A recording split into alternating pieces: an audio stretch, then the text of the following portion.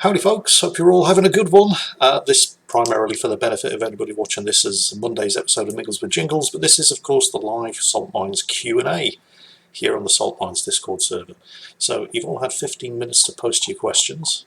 We were worried that there weren't that many. Oh my god, there's pages and pages of questions now. We're never going to get through them all. We were kind of worried that I might have to spin this out a bit because there weren't that many questions in the first 5 minutes, but yeah, that's not going to be a problem. So, in the interests of getting things moving and getting through as many questions as I possibly can. Oh, actually, before we start actually answering the questions, Grumps made an announcement about an hour ago. I had a bit of an emergency this morning. I woke up, well, actually, Juicy, my ginger cat, woke me up by scratching very loudly and insistently at the hallway cupboard door where all the cat food's kept. So I knew, right, it's breakfast time. I'd best get up and feed the cats. Went to the bathroom for my morning piss. Bathroom light didn't come on. I thought, oh, I need to change the bulb. And I thought, hang on a minute, looked up. Yeah, I've got two spots in the ceiling. Neither of them are on. I need to change both bulbs? That seems unlikely. Finished my piss. Bedroom echo was off. Light switch on the bedroom wall was off. Hallway light off. I thought, oh, this is bad. Checked my phone. Message from my broadband supplier. There appears to be a problem with the broadband in your area. Yeah, no shit. Went to the PC, and literally as I walked into the office, the PC suddenly came on. The monitors came on. So I don't know how long the power had been out, but that's unheard of in this country. I cannot remember the last time. I mean, when I lived in the old place, the power set up in the house was kind of really old and shit, so the fuses were constantly tripping and we were losing power that way, but that was just a question of resetting the fuse box. There were no actual power cuts. I can't remember the last time I actually had a power cut in this country. I think it would have been the 70s, so that was kind of scary. But everything's back up and running, thankfully, otherwise this would have been the shortest Q&A ever. Speaking of which, let's crack on with the questions. So the first one comes from Soggy Sal, and they say, I've noticed you usually have the same watch on anytime you're on camera. What watch is that? He's actually got two questions. He's edited it. So yeah, it's a, I've no idea what model it is. It's a Seiko. When I left the Navy, I must have had this for about 15 years now. I thought I'll treat myself to a decent watch. So this cost me about £200 back then, and it's a really, really good watch. And I've since seen it listed, because it's not the first time somebody's asked this question. So I went to look it up, because exactly what watch do I have? So I went to look it up, and apparently this is now a classic watch. I mean, I don't know how long the model had been in production when I bought it, but I've had it about 15 years, and it's already a vintage watch, apparently. But it is a very good watch. But people just don't wear watches anymore, do they? This is something I've noticed. Also, people, when people see me in video, they say, oh wow, what you've got a watch on? That's really weird. What do you mean it's really weird? Doesn't everybody wear them? No, apparently it's just old people wear watches now. Anybody born after 1990, if they want to know what the time is, they just look at their phone. So it is actually quite unusual. And something I've started noticing as I walk around and I'm seeing people in the streets. It's only people over 40 who are wearing watches. Everybody else just looks at their phone. But I just like the convenience of not having to dig my phone out of my pocket or remember where I put it when I want to know what the time is. So, and also it looks cool. So yeah. Soggy Sow's second question: what's your opinion on the Last of Us TV series thus far?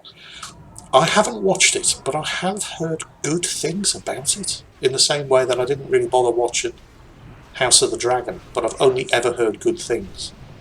Because a lot of these new TV shows that came out, I think The Rings of Power is probably the best example. I'm going to say best, I mean worst. But the what was the one based on the Robert Jordan books? It's going to come to me, but not right now. Wheel of Time, that was it. Because I loved the Wheel of Time books. I don't know if Robert Jordan ever actually got around to finishing them. But the books were great, and the TV show was not. I think it's probably the most generous thing I could say about it. It kind of stuck to the books, but it really, it was just was just gender politics all the way through. And honestly, there's enough of that shit in reality that I don't need to be watching it on something that's supposed to be fantasy and escape from reality. And the Rings of Power TV show was just as dog shit. So I kind of stopped watching.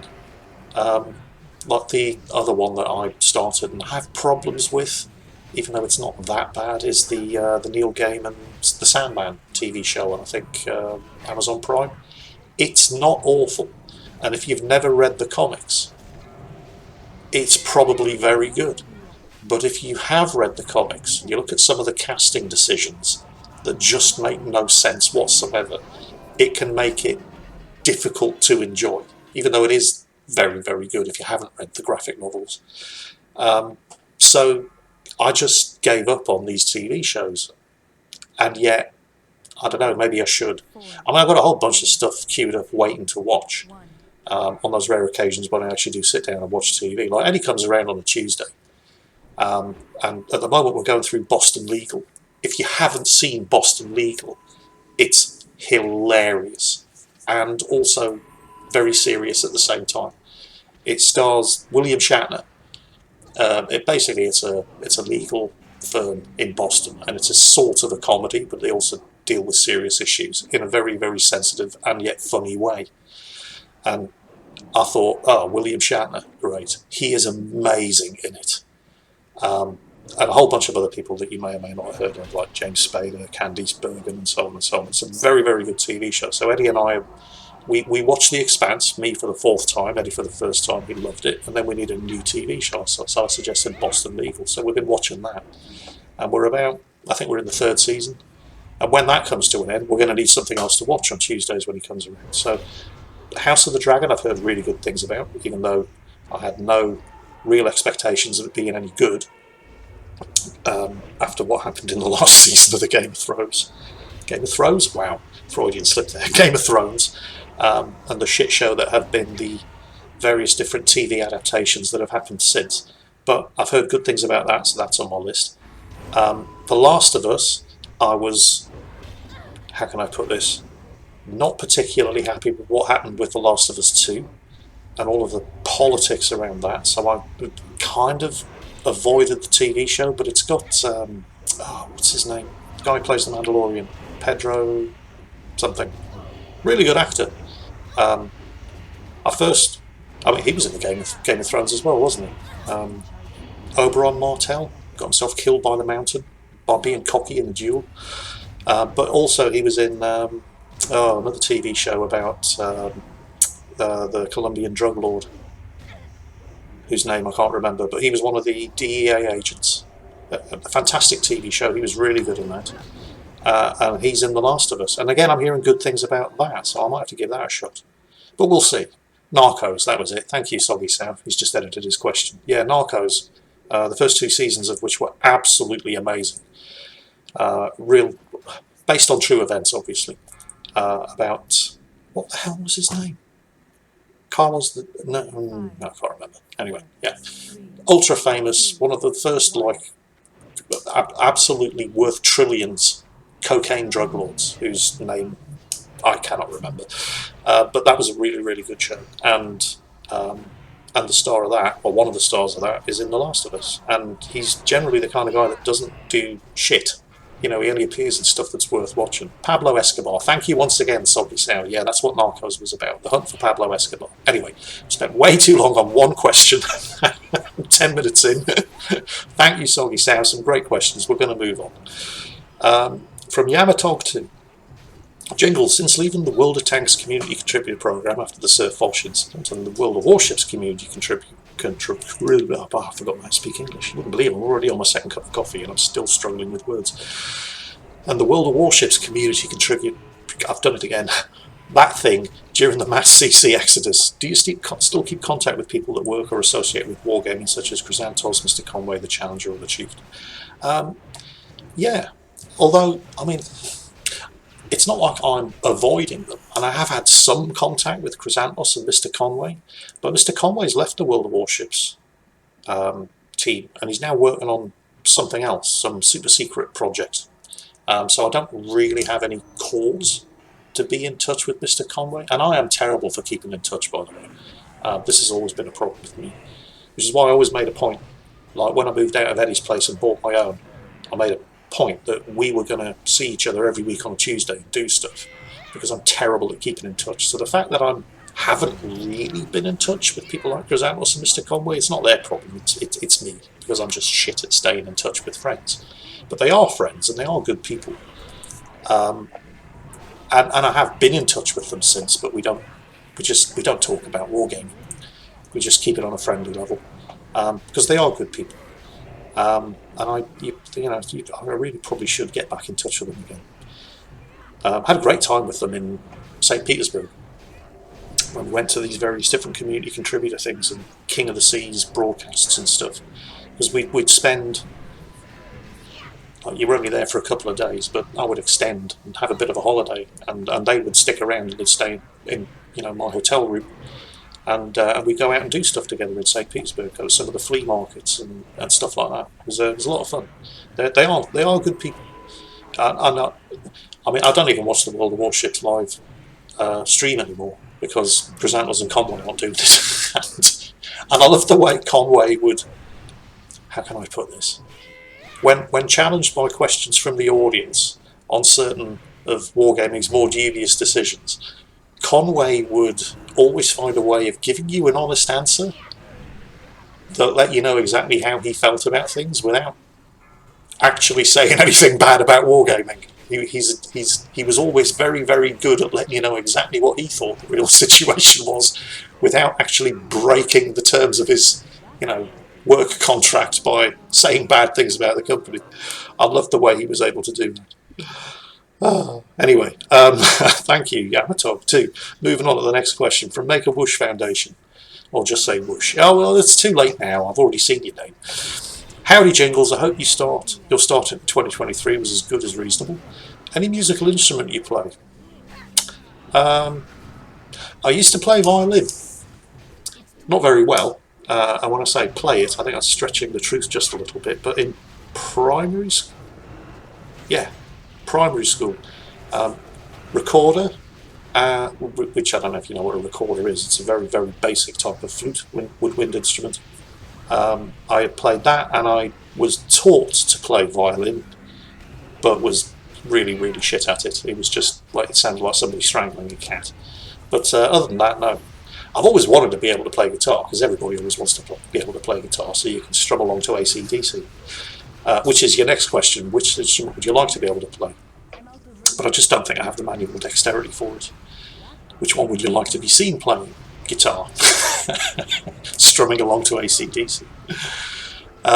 He's just put an edit in. Holy shit, Boston Legal is genius. Yeah, there are so many Star Trek cameos in that. Obviously you've got William Shatner, who plays Denny Crane, the owner of the legal firm, and he was Captain Kirk. But then you've got Rene Auberjonois, who's sadly no longer with us, who played Constable Odo in Deep Space Nine.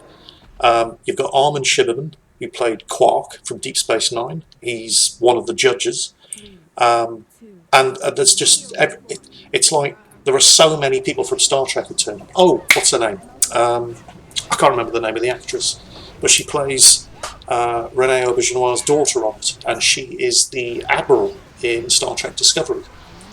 So there's all of these Star Trek cameos. And funnily enough, another thing that I noticed when I was watching it was a lot of the guest stars all turned up playing lawyers, and this is a show about a legal firm, but all of the guest stars who turn up as the defendants and the plaintiffs in the various different cases that they're trying all seem to turn up playing lawyers on the Breaking Bad spin-off, Better Call Saul, which was really weird. So, yeah. Getting sidetracked again. Let's move on. Basement Jesus. Dear evilest known to have known. Thank you. Out of all the historic battles to have taken place in history, which one would you partake in? Whose side would you be on? And what would you be doing for the most raw experience?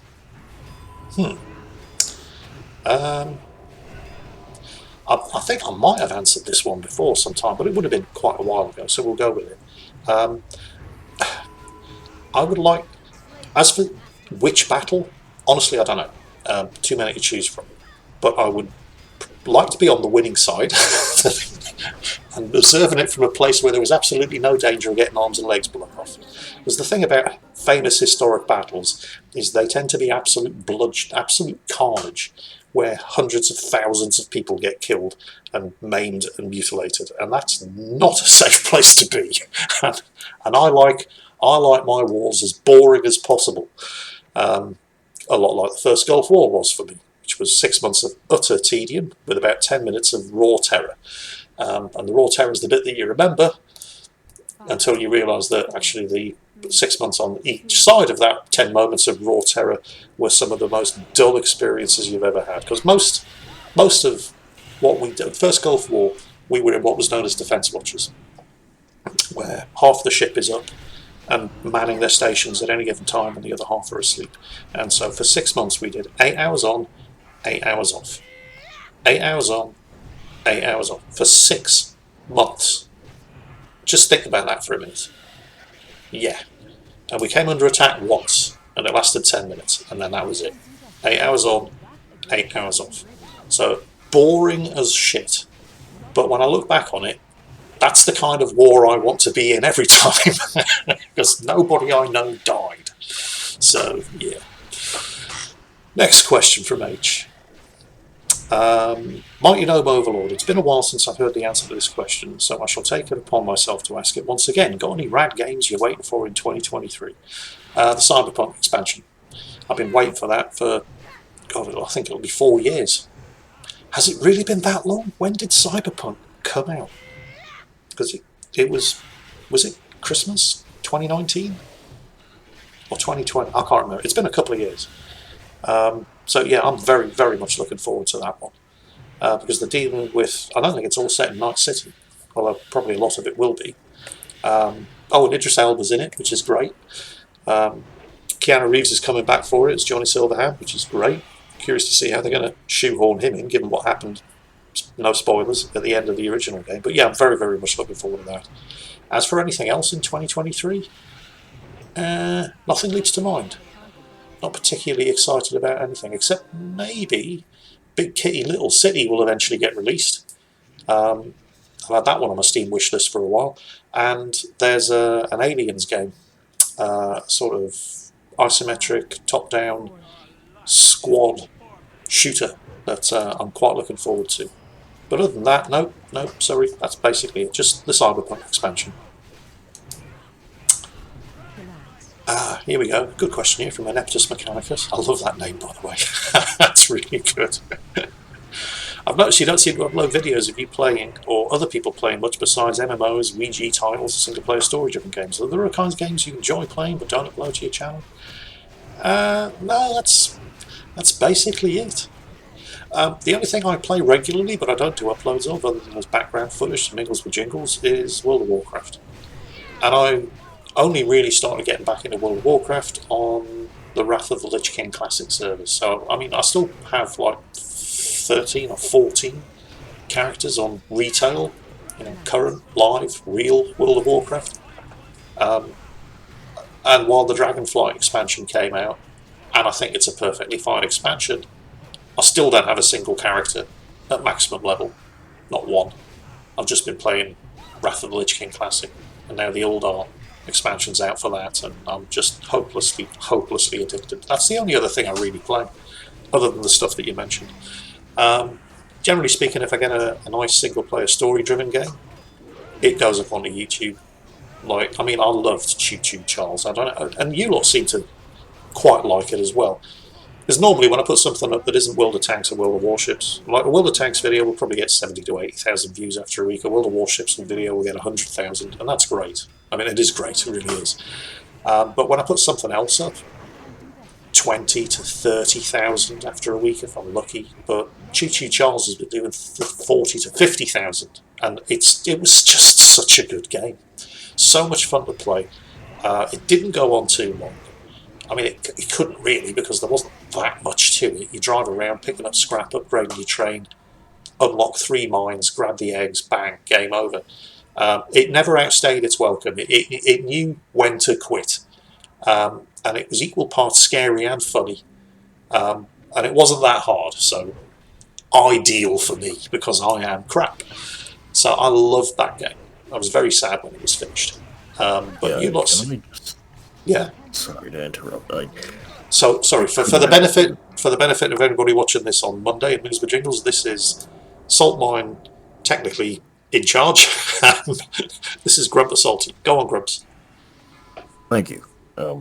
I couldn't help but hear you talking about Choo Choo Charles. I absolutely loved your playthrough of that. And honestly, it was the perfect horror game, Yeah, horror survival game. yeah. Because I'm actually a lot like you. When I was watching your Alien Isolation playthrough, I damn near had a heart attack. And so, yeah, Yeah, I was kind of glad you quit that. yeah. I mean, I love Alien Isolation, but I can't play it. It's too good. That was its problem. Choo Choo Charles was exactly the right mix of scary and serious. And yeah, and I loved it. But I've completely. Oh, this was an Eplis Mechanics question. Any other kinds of games? Um, it doesn't happen that often. Cold Waters was one where, and also Warhammer 40,000 Chaos Gate. But sometimes I'll do something like that, and it just doesn't seem to click with everybody. It doesn't do well. I enjoy playing it, but people don't enjoy watching it. So, I have one. Let me just have a quick look.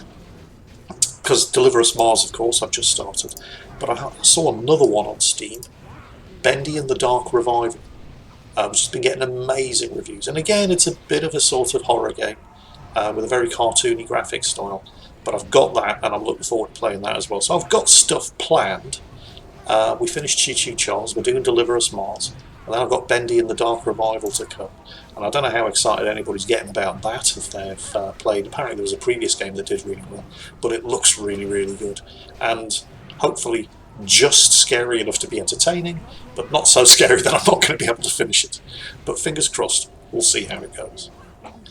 Oh yeah, one more thing. Um, Sorry, I have to throw this in there because he asked me to. Grand Admiral Rapier says hello. I don't know if you know him, but apparently he knows you from a Star Oh, Wars perspective. hell, no way. Grand Admiral Rapier. Okay, there's a story behind that one. Um, many, many years ago, I joined. This was like when people connected to the internet over dial-up modems. When I got my first modem, I joined a Star Wars fan club, I suppose you would call it, called the Emperor's Hammer, and it was based around the TIE Fighter Corps, and there were various different spin-off sub-organisations, and we played TIE Fighter.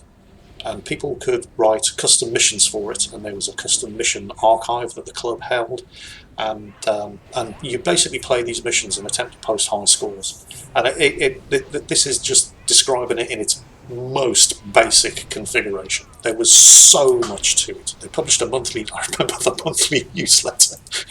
The monthly newsletter um, weighed in at something like 1.15 megabytes, and it would take 30 minutes to download. All right, that was what the internet was like at the time. So I was known as, my nickname there was Kessler, um, and I eventually became the TIE Corps commander, who was in charge of the whole TIE Fighter Corps with like 3,500 different players, all playing pilots, and it was all organised. So, for example, each pilot would be a member of a squadron. Squadron would be split into 3 flights. There would be a squadron commander. Each flight would have a flight leader. The squadrons would all be based in wings, which would be based on board Star Destroyers. Star Destroyers can hold up to 2 wings of fighters. The Star Destroyers would be commanded by a Commodore. Um, then the Star Destroyers would be grouped into battle groups, who would be commanded by a battle group commander, and then the various different battle groups would all come under the TIE Corps commander, and the TIE Corps commander's job at one point was eventually mine. It was horribly busy. I mean, I loved it, but I think I hacked it for about 4 or 5 months, and I was like, yeah, no, I'm sorry. Don't forget, I was in the Navy at the time, so I did actually have a job. And eventually, I stepped down as TIE Corps commander and went back to my first love, Tornado Squadron, on board the Imperial Star Destroyer Challenge in TIE Corps Wing 10, where I took a demotion to Colonel and I was the highest ranked flight member in the entire TIE Fighter Corps, because you couldn't, any higher than Colonel in your flag rank, you couldn't just be a pilot. Rapier, I believe, was the Commodore of the ISD Challenge, the Star Destroyer I was based on. And at the time, there was a guy called William Carl, who was in New Jersey, in the USA, and he was the guy who founded the whole thing. He was the Grand Admiral. So there was only one Grand Admiral. His executive officer was a Sector Admiral, and then there were a handful of full fleet admirals. So the fact that Rapier is now Grand Admiral tells me that he is now in overall command of the entire Empress Hannah Club, which is amazing. And I haven't heard from him in years. So, yeah, that's really, really good. I mean, when I say years, I'm talking like 20, 25 years ago this was. So that's a real blast from the past. Nice to hear from you again, Rapier. Anyway, so yeah, a little bit of gaming history there. This was when the Microsoft Internet Gaming Zone was the only thing, which basically was an internet thing pretending to be a local area network in order to get stuff working, because games didn't have internet support at the time. They only had LAN support. Oh man, this was so long ago. Anyway, yes, thank you for that one. And moving on to the next question. From Beatsteaks 1989. Jingles, I don't know if you like me and you like the book series of Battletech. I have read some, but not in a very long time. I do like the game and I played the shit out of it, but when it comes to the mechs itself, I find that the game lacks, especially the clan mechs. Did or do you play the Battletech mod? And if not, I suggest to install the mod BTA 3062. Then you have a lot of the mechs and other stuff that's missing in the vanilla version of the game. See, here's the thing. He's saying Battletech, but because there's Battletech and there's MechWarrior, and they're both set in the same universe, but they're both different games, if you like, based on the same tabletop game. But I think the Battletech, and I think this is the one he's referring to, because I did do a Battletech series. It was the top-down, not isometric, but it was more like Command and Conquer, where you controlled a lance of mechs. And I played the shit out of that. And I did a video series on it, but it was a long time ago. Really, really enjoyed it. But then was it MechWarrior 5 by Piranha Games, the guys that did MechWarrior Online, and basically just said we could do a single-player version of this, and it was kind of shit. But has received a lot of love and attention since, particularly from the community, and now isn't shit. So I'm not quite sure which game he's referring to. But if you're talking about the Battletech, the squad control game, yes, loved it, really, really good. But I haven't read any of the books in ages. If you're talking about MechWarrior, I've got it, and I've heard that it has improved. I may go back and give it another go, but very, very disappointed with the way, invisible walls marking off the boundaries and just lazy programming. Although I have heard that it's improved, and if that's the one that you're referring to, I'll take a look out for that mod. Thank you. Greetings from Germany. Hello, Germany. Yes. Volker 802. Questions for Jingles. What advice can you give to someone in their late 20s so they don't regret their life choices when they reach your age? Also, can you take a look at Nebulous Fleet Command? It's an RTS game with Expanse-like playstyle. Ooh, you had me at Expanse. But advice to give to someone in their late 20s so they don't regret their life choices. Don't regret your life choices. You're going to make mistakes, and learning from them is part of the whole grown-up experience. I mean, I often sit there thinking, if I'd known when I was 20 what I know now, but the only reason I know what I know now is because I made those mistakes when I was 20 and I learned from them. The important thing is you learn from the mistakes. You're going to make all kinds of bad choices. That's just part of being people. The important thing is you learn from them. No, I thought I was going to say something wise and witty there, but it's gone. But yeah, that would be it. Next question from Misty. Morning, Jingles. This is your local stoned Australian. Is your mic? Yes, my mic is recording. Are you sure? I am sure. Check anyway. I have. I was wondering if you were ever planning on continuing The Beast Inside. Oh. He says, it was a pleasure to watch you shit yourself.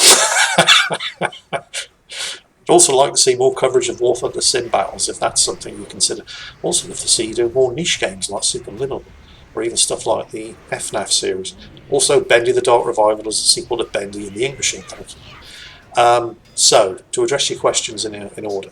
The Beast Inside? Nope. No, sorry. I was doing all right on The Beast Inside. And it was kind of scary, and the puzzles were pretty good, and the story wasn't bad at all. And then I got to the bit in the mine where you're being stalked, and it was just reminding me too much of Sevastopol Station and Alien Isolation. And I know when I'm beaten, and that was the point where I thought, yeah, I'm never going to finish this. So yeah, I mean, I appreciate you all got the enjoyment that you did out of watching me shit my curly pink panties playing that game. It was very scary, but no, it started getting too much like Alien Isolation, and I just wasn't able to, and never will be able to finish it, which is a shame because it is a very, very good game. If you're after a, and it's probably, you can probably pick it up for peanuts on Steam now. It is a very good game, and I do recommend it. But nope, I ain't finishing that. More coverage of the War Thunder sim battles? Yeah, sure. People send them in. If they're any good, I'll show them. Niche games like Superliminal. I mispronounced that one. Superliminal. And, well, yeah, Bendy the Dark Revival. A game that I suspect most of you have probably never heard of, but which I will be doing after I finish the Deliver Us Mars playthrough, although I have no idea how long that's going to take. But the story is shaping up to be pretty good. So I'll probably do a full playthrough of that, and then we'll get stuck into Bendy and the Dark Revival and see how it goes. Next question from Yang Wen Lee. Dear Jingles, I've taken up the task of converting you into an anime fan. No, not the kind with cat ears. Good. Would you consider giving anime another chance by following these shows? And then he lists a whole bunch of shows. However, oh wow, okay, this question has been edited after he's heard me answering other questions. You will be pestering this section every month until you succeed. I think somebody else says this, asks me this one later. Cyberpunk Edge Runners. Very good. Way better than I was expecting it to be. The Netflix Cyberpunk anime show. Absolutely fantastic. And I am a bit of an anime fan, but I'm more into old school anime than a lot of the new stuff. Obviously, it's well documented at this point, my love for Girls and Panzer.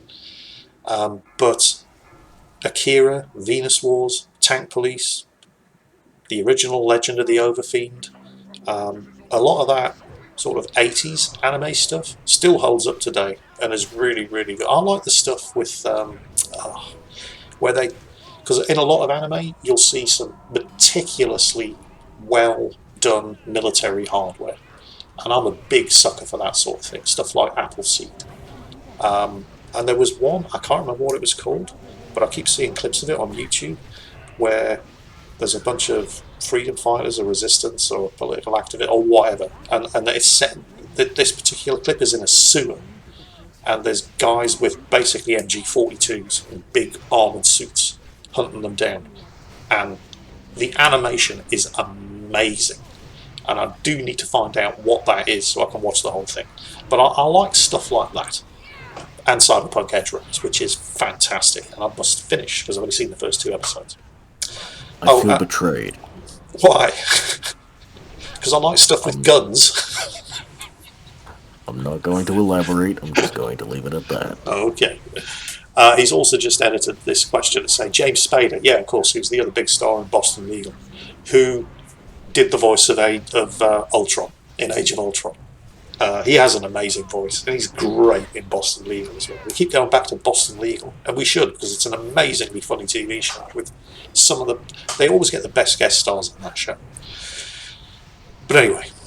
Oh, and he's just given me the name of the anime that I needed to look at. The one I was talking about, the gunfights in the sewers, Jim Rowe. So I'm going to check that out. Thank you very much. Ben Marine, greetings from the Aussie land, Mr. Jingles. Do you ever look back in your life and think, it's all right, move on, or just not?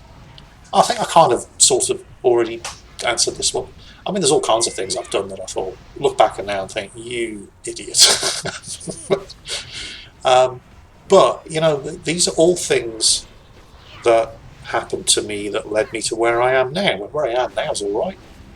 So, do I necessarily really want to go back and change things? Because I'm happy where I am. I mean, it took nearly 53, oh God, yeah, I'm 53 next month.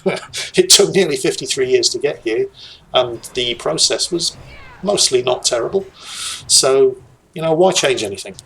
If you're happy with where you are, obviously, things worked out. Don't worry, you've still got a bit of catching up to do. I'm Okay. 57 next month. Next question from LX12. Checking the time. How are we doing? 35 minutes. This is fine. Have you considered returning to War Thunder again to see what changes compared back to 2015? Love the replays. Also, I would die for you making a Tonk 2 collab with Tank Encyclopedia. I'm assuming Tank Encyclopedia is a YouTube channel that I've not heard of, but it sounds like I probably should have. And War Thunder, I don't know if you've noticed. This is all only slightly related to the actual question. But you look at stuff like Cyberpunk that gets an update every 3 months. War Thunder seems to get an update every 30 minutes. It's like I get a bunch of replays from War Thunder and they're out of date an hour after I get them. They're constantly dropping hotfixes in that game. Like literally I say every 30 minutes, obviously an exaggeration, but every couple of days there's a patch out for War Thunder. I suppose it's a good sign that they are still, committed to working on the game. As long as it's making money, of course they are. But I mean, World of Tanks, World of Warships, they don't get updates as often as War Thunder does. And then that might be a function of the fact that it's on Steam, so it's easy to keep updated. I don't know. Anyway. But yes, yeah, definitely. War Thunder.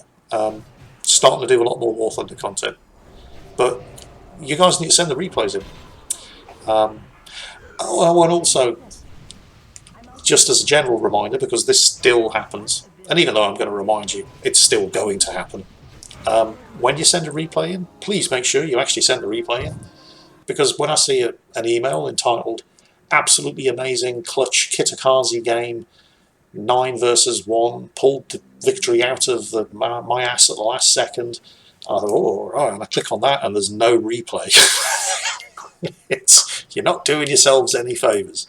So please do actually send those replays in. Next question. Favourite sweet? That's a very good question. For anybody watching this in America, he's talking about candy. There are a couple of things that I do try to keep stocked in my bedside cabinet, so I can have a sly munch in the middle of the night, or as I'm going to sleep and I'm watching YouTube videos on my phone, and that's chocolate buttons, but giant chocolate buttons. So they're like really, really big, well, chocolate buttons, I suppose. And then there's a sort of jelly tots mixture where there's a company called Roundtree that do a lot of sweets here in the UK, and lots of sort of gelatin-based, sugary, and they do all kinds of different types, but then they do this one where it's a bit of everything all in one pack, and I absolutely love those. Oh, Grubs has just sent me a quick message I should probably look at. Yeah. Grubs is very sorry for continuing to interrupt. He just can't help himself sometimes. That's fine, Grubs. Now, where were we? Need to get back to the questions. Oh, no. Where are we? Sorry, I'm going to have to scroll back up through the questions here. Holy shit, that's a lot of questions. There is absolutely no way I'm getting through all of these. We've got about 20 minutes to go. Let's see how many I can get done. Big run. Grigus Triss, Jingles, on the topic of asshole game companies. Have you heard what's happening at Wizards of the Coast and Dungeons and Dragons? Oh, and since other Aussies say it. Hello from Australia. Yes. So, yeah, this is I'm not... So, first of all, Wizards of the Coast, who were responsible for the Magic the Gathering customizable card game series. They bought Dungeons and Dragons many, many years ago, and they've owned it and they've been operating it ever since. So obviously everybody's heard of Dungeons and Dragons.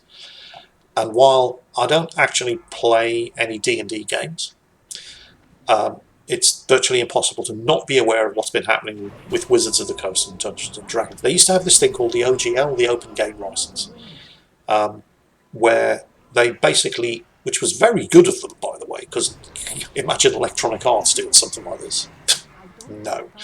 They basically said anybody can make stuff, third-party stuff for Dungeons and Dragons, and we won't charge you any money for it. And that was basically it. And it was amazing. Very, very generous license. So it meant that people could go onto Etsy and make Dungeons and Dragons dice holders and dice towers and stuff, and they wouldn't have to pay Wizards of the Coast a fee. So that's at like the bottom end of the scale. people making their own stuff by hand and putting it up for sale on Etsy, for example. But at the other end of the scale, you had companies that were, companies that were making a lot of money publishing stuff for D&D without having to pay any kind of fees or royalties to Wizards of the Coast. And apparently Wizards, I mean, even though Dungeons and Dragons is probably, well, there's no probably, it is the most recognised and well-known role-playing system in the world ever. It's only responsible for something like 10% of Wizards of the Coast's actual revenue. If they could get a slice of everything else that was making money out of Dungeons and Dragons, they'd be worth billions overnight. So they decided they were going to change their open game license. And again, I am not privy to the details because I haven't really been following this story very well. But I don't think people could reasonably object to Wizards of the Coast wanting a slice of all the money that everybody else is making off the back of their intellectual property. I think that's perfectly fair. But they apparently had a bit of the electronic arts about them and went so far in the other direction. Like, they didn't just want a slice of the money, they wanted all of the money. So yeah, there was a bit of a fuss generated about it. Again, I encourage you to do your own research and find out on your own about this, because I really do not know the details, and this is just the impression that I've been getting from the bits of news that I've been hearing. So do look into it yourself. Don't take my word for it.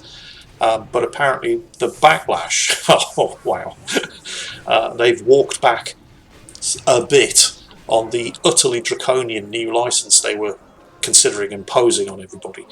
But I'm not sure if everything's been resolved yet or not. But it is an interesting story, and if you are interested, I do encourage you to read up on it yourself. So, Crazy Jim, when is the Why You Have to Be Mad series continuing? I loved that show. Yeah, here's the problem, and I do like those videos, but the issue with that is, like, when I do a World of Tanks video, these days it's difficult to find a World of Tanks battle that lasts longer than 6 minutes. But it's one battle. It has a start, a middle, and an end.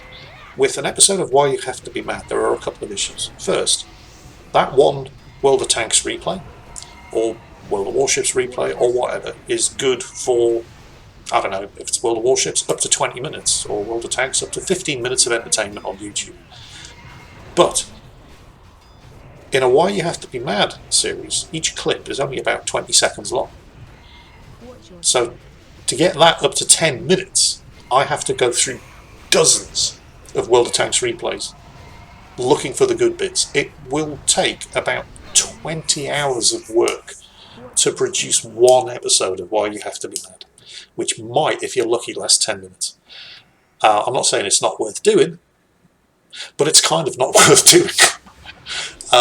I mean, if I can get enough content for it, I will definitely be doing another one. But the other issue, of course, is the sound copyright issues, because, I mean, I don't really have that problem myself because I'm signed up to Epidemic Sound, which has some of the best, completely unknown music artists on the planet, all pumping out amazing music that fits any genre, style, mood, whatever. So I'm quite lucky at that. And also, unlike, for example, when I buy the license to use music from machinemasound.com, that stuff still keeps getting claimed even though I own the legal right to use it on YouTube, so much so that I just don't bother using the music from Machinima Sound that I do have the right to use, but Epidemic Sound whitelist you on YouTube.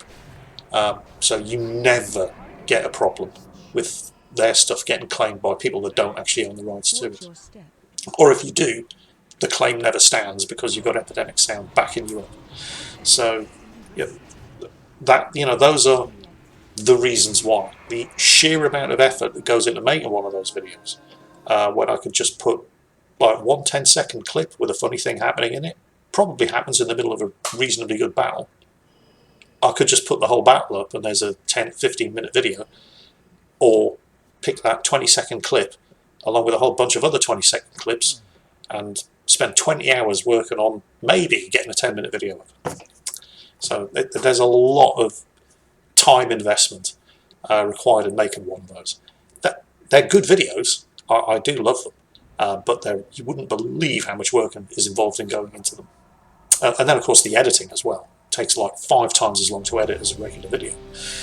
They're hard to do. Next question. Zentig, any chance we're going to get another XCOM playthrough? Pretty please. I don't think so. I mean, I've done XCOM. I've done War of the Chosen. I've done whatever the expansion was, where it was all about the mechs. I mean, yes, there is going to be another XCOM playthrough. When XCOM 3 comes out, but I think I've kicked XCOM 2 to death. I've done so much on it. Must have completed the thing 3 times and put them all up on YouTube. And if I was to do it again, I'd just be rehashing old ground. I mean, yeah, I know there are various different mods. You can say, well, I'll do an XCOM playthrough with this mod, but it's still the same game at the end of the day, just with slightly different mechanics and new factions and different units and blah, blah, blah, and so on and so on. But it's still the same game. So, yeah, I've kind of kicked the arse out of XCOM 2. Great game. I mean, I'd love an excuse to play it again. I have actually played it again, but purely for my own benefit rather than putting it up on YouTube, because I've already done, I think, 3 complete playthroughs of XCOM 2. So, yeah, I'm waiting for XCOM 3. Next question from Godot. Dear Jingles, if you played Fallout New Vegas, which faction is your favourite? I have to make a confession. I have not played Fallout New Vegas. I know, it's amazing. But I played, well, Fallout, back when it was done by Interplay, and it was a top-down 3D isometric. I played Fallout 2, played Fallout 3, played Fallout 4. Somehow I managed to skip Fallout New Vegas, which was a technically mod, I suppose, although officially published mod for Fallout 3. It was for Fallout 3, wasn't it? I can't remember. I can't even remember. There was a mod for Fallout New Vegas that was up on or in development that looked really, really good. I can't remember what it was called. While I'm talking about it, anybody who cares about Fallout probably already knows what I'm talking about, but it kind of just, the development team all suddenly started stabbing each other in the back, and the whole thing, it ended up getting shit canned off Steam due to horribly racist and xenophobic comments that were being made by one of the lead developers, and everybody just turned around and started blaming each other and saying, no, this was your fault, and this one, and the whole thing fell apart. And up until that point, it was looking really, really good. Can't remember what it was called, but yeah, no, I haven't played Fallout New Vegas, so I couldn't tell you which faction was my favourite. And I probably won't go back and play it now because it's so incredibly old. I think there was a window where you could play it and enjoy it, and I think that window's passed. Unless you're just replaying it out of nostalgia value. But I never played it, so there's no nostalgia value in it for me. I mean, I played Fallout 4 probably 5 times now, but because I never played Fallout New Vegas, I don't have that attachment to it, so I wouldn't really go back and play it now. Sorry. Caiaphas Kane. Dear Jingles, we all know your favourite tank, the Mighty Tog. This is true, but what's your favourite plane? Well, it's the Spitfire, obviously. Yeah, the Spitfire's amazing. It was just, it was such a game changer. I think they made 24 different versions of it. I have to admit, I did. Because I was talking about, I think it was a War Thunder video. It must have been a War Thunder video. I was talking about the Messerschmitt, the BF-109. And talking about how there were so many different versions of the BF-109, and then different subvariants within the various different versions, that it was just a logistical nightmare for the Luftwaffe trying to, because they all had different weapons and different fuel systems and different engines, and the logistical nightmare of trying to keep all of those different marks of BF-109 running. It was horrible. The problem of completely of their own making, of course, for the Luftwaffe. Somebody said, well, Jingles, there were 24 different versions of Spitfire, you know.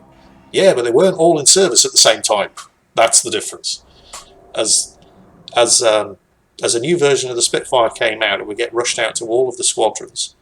There would usually never be more than 2 different versions of Spitfire in service at one time, which made logistics simple.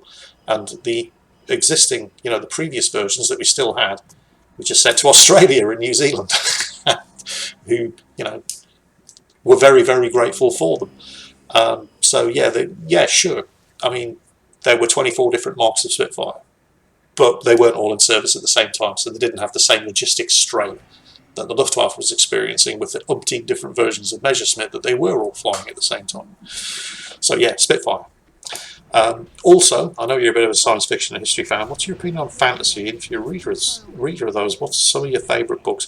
I haven't actually read a fantasy book in a long time. It's not. I wouldn't say that I am no longer a fan of fantasy. It's like I never made the conscious decision. Oh, that's it. I'm done with reading fantasy books. But I just haven't read any in a while. The kind of stuff to recommend. Again, we're going back a long time here. And we've already covered them. Robert Jordan's Wheel of Time books. Fantastic. Anything by Terry Pratchett. Because he's incredible, unfortunately, he's no longer with us. Incredibly witty. Very, very funny. And also very clever.